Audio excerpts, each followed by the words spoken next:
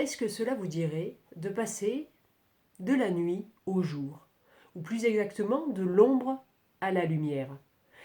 En fait, c'est ce que l'on vit très souvent comme sensation quand on se permet, quand on arrive à changer une croyance limitante, donc une croyance qui nous plombe, pour une croyance ressource, c'est-à-dire une croyance qui nous booste, qui nous porte. En fait, c'est le travail que nous avons engagé ensemble depuis 3 vidéos déjà, ceci est la quatrième. Les croyances sont un domaine phénoménal pour nous aider à évoluer vers la meilleure version de soi. Hier, nous avons regroupé toutes les croyances limitantes personnelles que nous avions sur la confiance en soi et je vous avais demandé de le déterminer, de lister ces croyances limitantes dans un domaine de votre vie.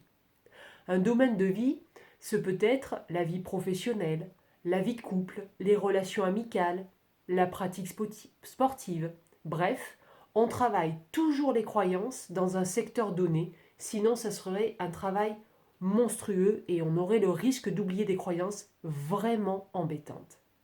Souvent, évidemment, quand on parle de choisir un secteur, on va naturellement porter notre choix sur le secteur où c'est en train de coincer actuellement, où ça grince. Par exemple, si actuellement j'ai une perte de sens à mon travail, si la relation dans mon couple est de mauvaise qualité, si la dynamique de mon groupe d'amis ne me plaît pas, ce sont alors les domaines de vie pour lesquels j'aurai une vraie motivation à trouver mes croyances pour relancer une bonne dynamique, pour la recréer, pour la développer sur un autre chemin. N'êtes-vous pas d'accord? Hier, bravo, nous avons ainsi chacun listé 10, 20, 30 croyances, voire plus. Cela me fait une belle liste à la Prévert qui met ainsi vraiment en lumière tous nos freins personnels par rapport à la confiance en soi. Le fait d'en prendre conscience a sans aucun doute permis d'en faire vaciller plus d'une. Peut-être même les supprimer par leur caractère tellement ridicule ou leur caractère tellement obsolète qu'on sait, qu'on a compris qu'on n'en a plus besoin. Par contre, qu'elles sont instables désormais ou qu'elles sont encore là, une chose est certaine pour toutes, c'est que le cerveau ayant horreur du vide, il va falloir les remplacer par autre chose. De toute façon, le fait d'en avoir pris conscience fait que ces croyances ne pourront plus jamais s'activer automatiquement et inconsciemment. Elles pourront s'activer automatiquement, mais la conscience va s'activer.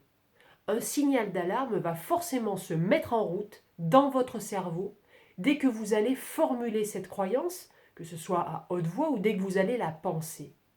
Et par contre, ça n'est pas suffisant pour désactiver une croyance limitante.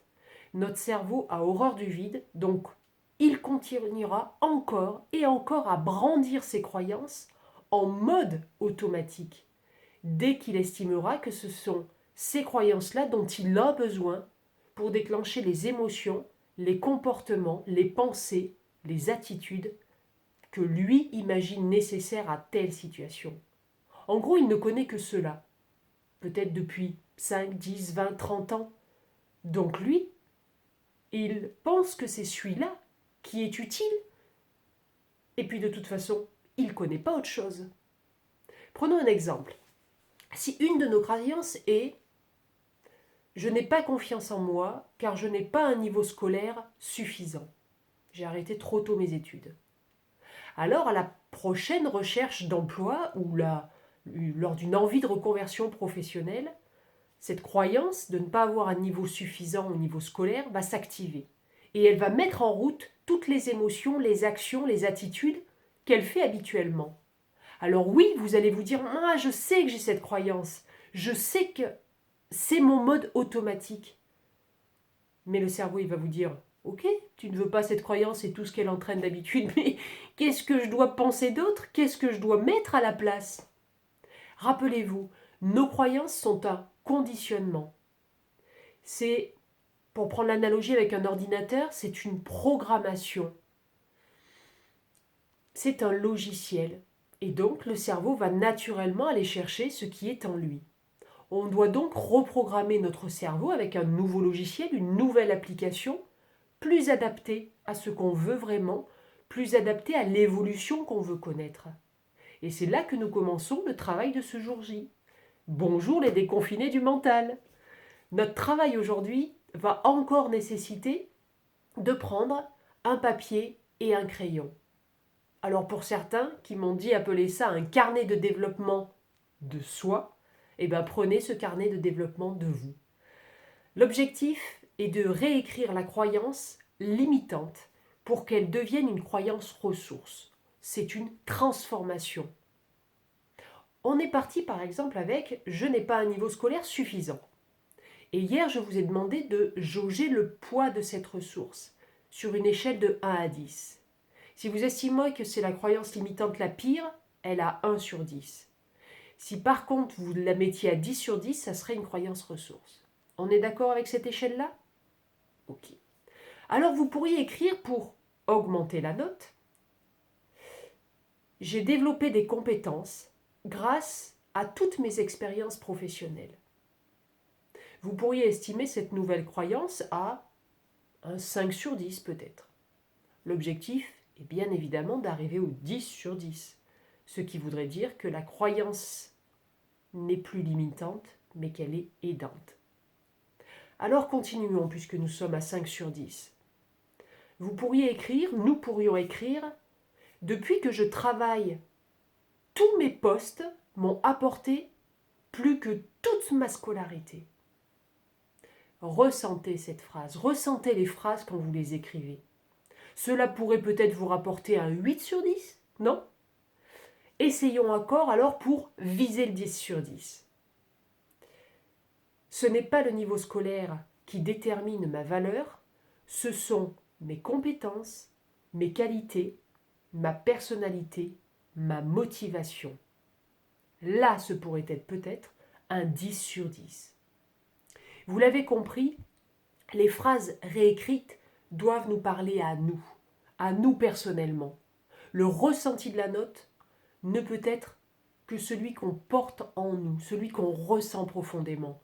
Peut-être que certains d'entre vous estimaient que ma première phrase valait peut-être déjà plus que 5 sur 10, ou au contraire, qu'elle faisait juste passer de 1 à 2.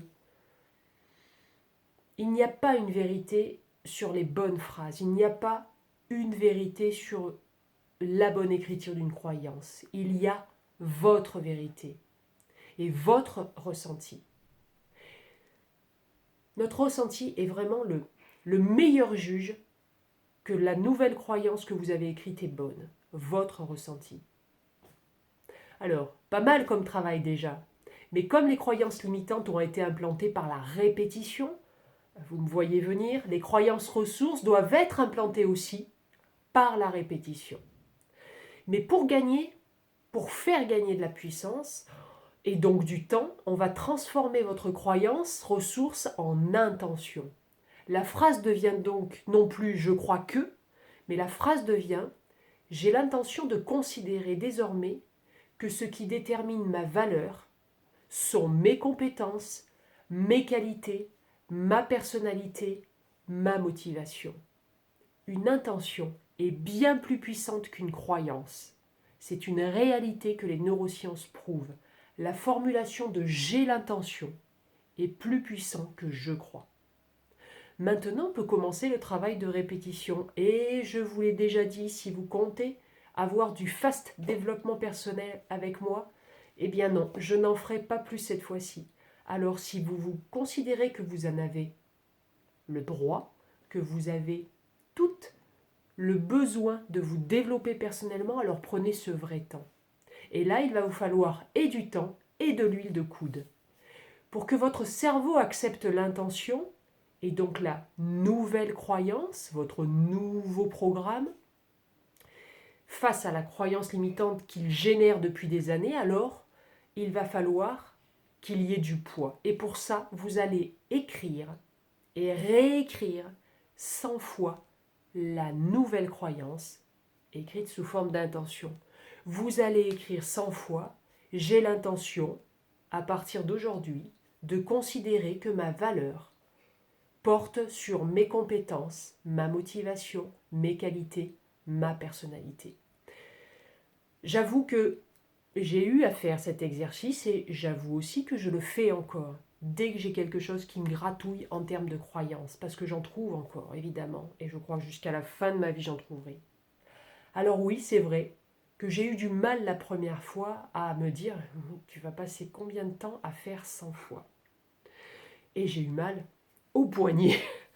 Le truc, vraiment, le truc super important, c'est qu'au fur et à mesure de mes écritures, je sentais se diffuser en moi le pouvoir de chacun des mots que j'écrivais, le pouvoir de la phrase entière, le pouvoir de tout ce qu'elle portait en termes de potentiel pour moi.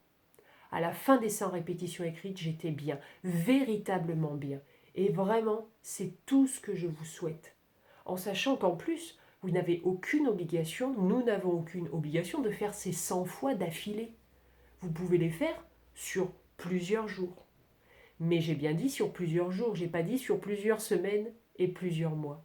En fait, c'est comme quand on est malade quelques jours, eh bien, quand on sort de la maladie, on le ressent, un nouveau jour se lève. Et à la fin des 100 jours, à la fin des 100 répétitions, pardon, que vous aurez écrit au bout de quelques jours, peut-être, eh bien, vous aurez cette sensation de renouveau. Par contre, je vais laisser une porte ouverte, une porte de sortie. Si vraiment écrire 100 fois vous est impossible, alors dites-les au moins 100 fois vos croyances pour les implanter. Les dire à l'oral, pas que les penser, devant un miroir, dans la nature, mais dites-les 100 fois. Et puis, bien évidemment, il faut faire ce travail pour chacune de vos croyances limitantes. Encore et encore. Toute votre petite liste d'hier. Et faites-vous confiance, vous ressentirez quand la nouvelle sera implantée, sous forme d'intention. Une croyance, c'est quoi? C'est une histoire que je me raconte à moi-même. On nous l'a peut-être racontée et on l'a prise telle qu'elle. On a pu la créer en observant le monde par nos expériences, par notre vécu, par nos ressentis. Mais rien, absolument rien, ne nous empêche de réécrire l'histoire. Ou en tout cas, si ce n'est pas la réécrire, puisque le passé est passé, rien ne nous empêche de faire bifurquer notre histoire qui semble peut-être sur des rails, mais que vous pouvez faire bifurquer pour vivre la vie, pour incarner la meilleure version de vous-même. Alors à vos stylos, les déconfinés du mental, et écrivez les croyances qui vont vous soutenir dans vos projets, vos objectifs, et dites-moi des nouvelles. Et n'oubliez pas, si vous considérez que mes vidéos, et peut-être particulièrement cette vidéo, est utile, vous est utile. Alors aimez-la, diffusez-la, partagez-la, soyez créatifs pour faire encore plus monter ce mouvement des déconfinés du mental. À demain.